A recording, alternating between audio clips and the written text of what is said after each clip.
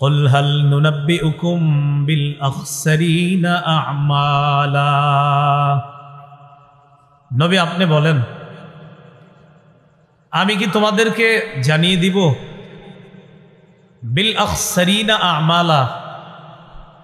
আমলে অধিক ক্ষতিগ্রস্ত যারা তাদের ব্যাপারে তোমাদেরকে কি জানিয়ে দিব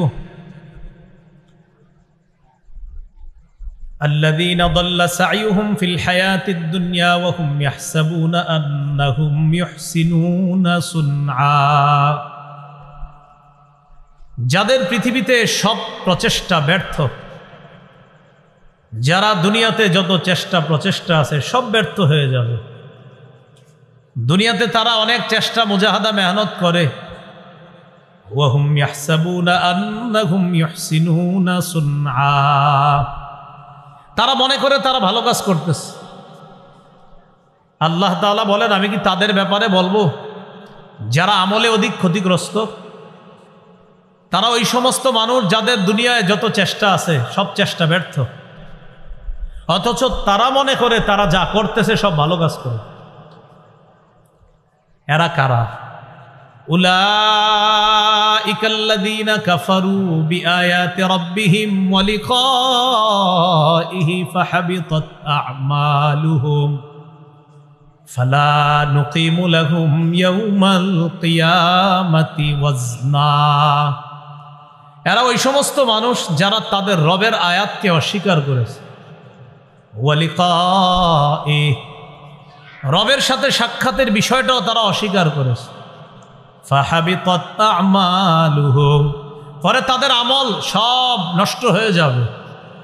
ফালা নুকিমু লাহুম ইয়াওমাল কিয়ামাতি ওয়াজনা আল্লাহ বলেন ফলে কিয়ামতের ময়দানে আমি তাদের কোনো আমলের ওজন নির্ধারণ করব না ওজন সাব্যস্ত করব না ওজন নির্ধারণ করব না যালিকা জাযাউহুম জাহান্নাম এই কারণে তাদের প্রতিদান হলো জাহান্নাম বিমা কাফারু তারা কুফরি করার কারণে ওয়াত্তাখাযু আয়াতি ওয়া রুসুলি হুজুয়া আমার আয়াত আর আমার রাসূলদেরকে উপহাসের পাত্র বানিয়েছে তারা এই কারণে তাদের ঠিকানা হলো জাহান্নাম তাহলে এরা আমলে ক্ষতিগ্রস্ত কিছু মানুষ আছে এরা দুনিয়াতে ভালো কাজ করে করার পর মনে করে আমি তো যা করতেছি সব ভালো কাজ আল্লাহ বলেন এদের ধারণা এরা ভালো কাজ করে আসলে তারা তাদের রবের আয়াত রবের সাথে সাক্ষাতের বিষয়টা মূল জায়গাটাই তারা অস্বীকার করে আমাদের উস্তাদ মুহতারাম হযরত আলোচনা করেছেন 5টা বিষয় শিখিয়েছে 1 নম্বর ছিল আকায়েদ আকীদা তাদের বিশ্বাস সঠিক নাই সঠিক না থাকার কারণে তারা অনেক ভালো কাজ করে করার কারণেও তাদের আমলনামা বরবাদ বিপরীত দিকে আল্লাহ বলেন ইন্নাল্লাযীনা আমানু ওয়া আমিলুস সালিহাত যারা ঈমান আনে নেক কাজ করে কানাত লাহুম জান্নাতুল ফিরদাউসি নুজুলা তাদের জন্য জান্নাতুল ফিরদাউসি নুজুলা মেহমানখানা স্বরূপ জান্নাতুল ফিরদাউস যারা ঈমান আনে নেক কাজ করে এখন এই জায়গায় মূল আলোচনাটা বুঝতে হবে নেক কাজ যারা করে এই নেক কাজ করতে হবে শিরিক মুক্ত নেক কাজ বেদাত মুক্ত নেক কাজ কি নেক কাজ শিরিক মুক্ত নেক কাজ বেদাত মুক্ত নেক কাজ কাজ করলেন আপনি কিন্তু শিরিকি কাজ আপনি আবেগে চোখের পানি ছাড়তেছেন কিন্তু কাজটা শিরকি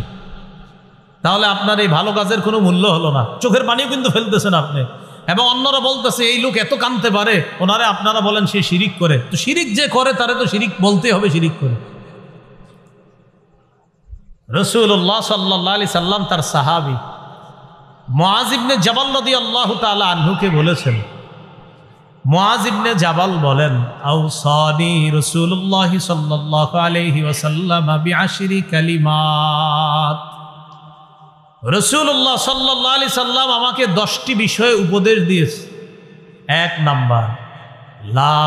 তুশরিক বিল্লাহি শাইআ ওয়া ইন কুতিলতা ওয়া হুররিকতা মুআয তোমাকে যদি জ্বালিয়ে দেওয়া হয় তোমাকে যদি হত্যা করা হয় এরপরেও তুমি আল্লাহর সাথে শিরিক করবা না তোমাকে যদি জ্বালিয়ে দেওয়া হয় তোমাকে যদি হত্যা করা হয় তুমি আল্লাহর সাথে শিরিক করবা না। সহিহ বুখারীর 1237 নম্বর হাদিসের বর্ণনা, জিবরিল আমিন রাসূলুল্লাহ সাল্লাল্লাহু আলাইহি সাল্লামকে বলেন, বাশশির উম্মাতাকা আন্নাহু মান মাতা মিন উম্মাতিকা